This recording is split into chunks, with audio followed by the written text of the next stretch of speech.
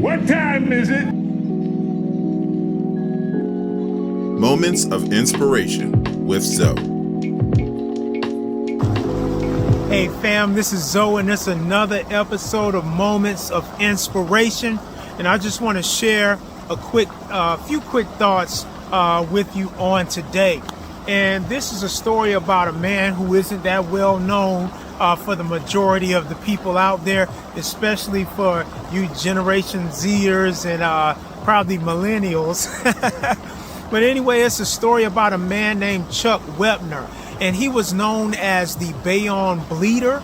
And the reason why they called him that, he was a boxer, he was a gym rat, and what he would do in his defense, he would literally let other boxers beat up on him and he'd get bloodied up. But in the midst of them beating up on him, they would leave themselves open for him to hit them with a strong right hook, a really good punch, and they would fall out. And that's how he would beat the majority of his opponents. Once again, he was a gym rat.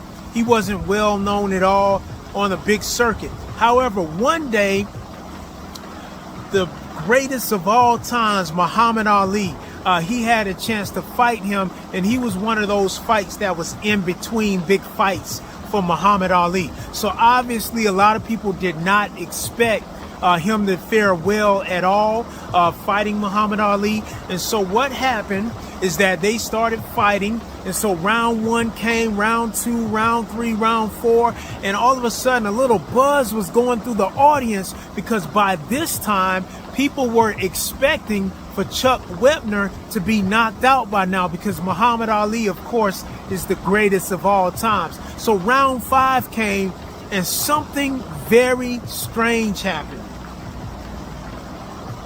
Chuck Wepner hit Muhammad Ali in the chest, and Muhammad Ali fell. Wow. Chuck Wepner literally knocked the champ down, and there was a gasp throughout the whole audience. They couldn't believe that Muhammad Ali fell, and Muhammad Ali couldn't believe that he fell. And so what happened? Round 6 came, round 7 came, round 8 came, and all these rounds came, and people could not believe that Chuck Wepner, the Bayonne Bleeder, was still hanging in there with the all-time greatest champ. And so what happened, as the rounds went, there was more buzz taking place. And so when round 15 came, obviously, you know, Muhammad Ali handled his business.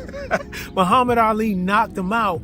But the point and the moral of this story is simply this: people did not expect him to last as long. And I want you to think about your life. What are people saying about you? Are they saying that you can't make it, that you can't do it, that you don't have what it takes? I'm here to tell you, you need to have that intestinal fortitude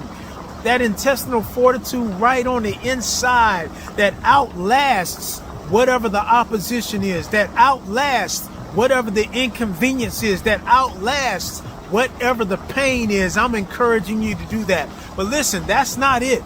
So after he was knocked out in round 15, he was such an inspiration for all, because they expected him to be knocked out in the first couple of rounds. And I'm here to tell you that you might be going through something right now. You might have failed. And I want you to know that there is power in failing. There is power in falling. There's power in your mistakes. How is it? Because even though everybody get a chance to see you fall, they also get a chance to see you rise again. And I'm here to tell you, all because of Chuck Wepner sticking in there. He became an inspiration to all of those that were watching. And not only that, there was a struggling actor in the audience that saw the fight, and he was so inspired by the fight and the intestinal fortitude of Chuck Wepner that he went home to his tiny apartment that night.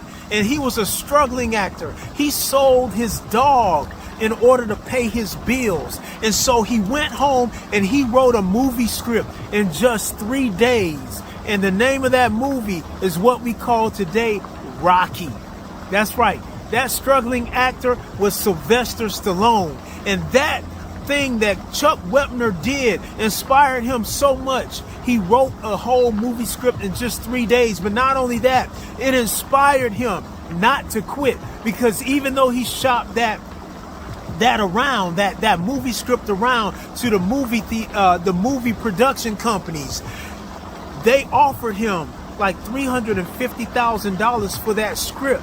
But he understood the value of the script, and he did not settle for that. Even though he was struggling financially, he did not settle for that value for the script that they were willing to pay him, because he knew that his value was greater than what they were offering him. And not only that, they didn't trust him to play Rocky.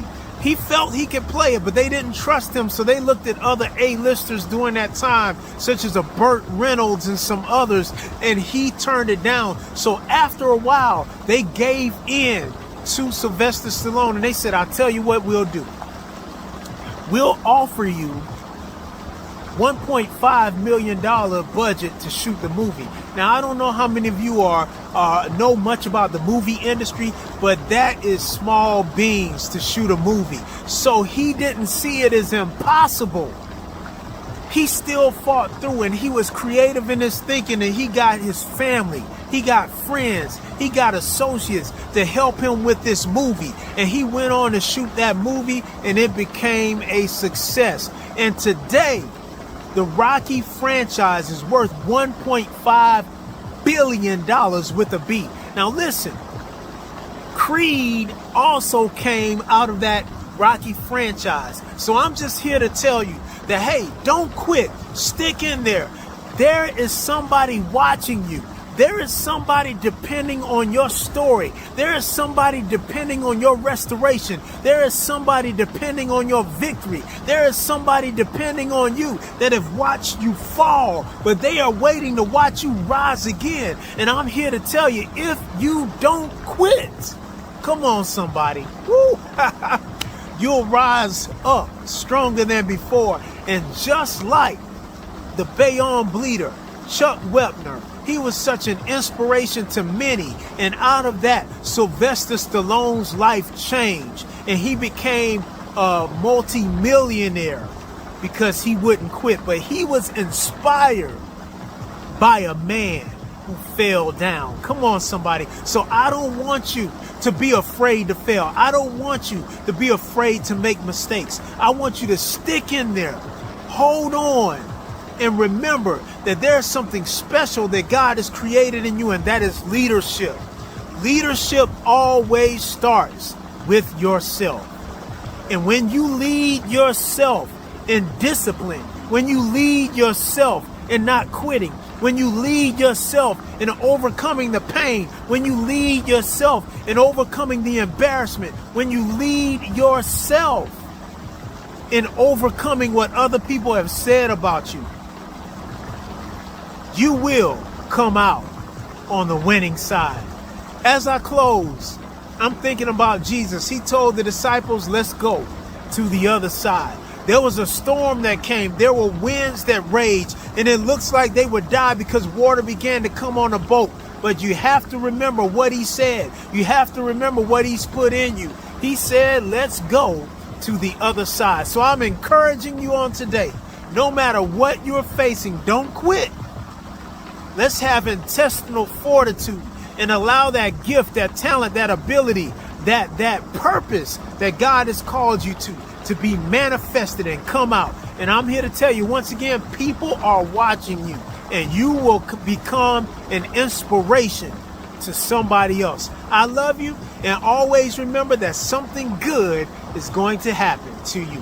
God bless. Moments of Inspiration with Zoe.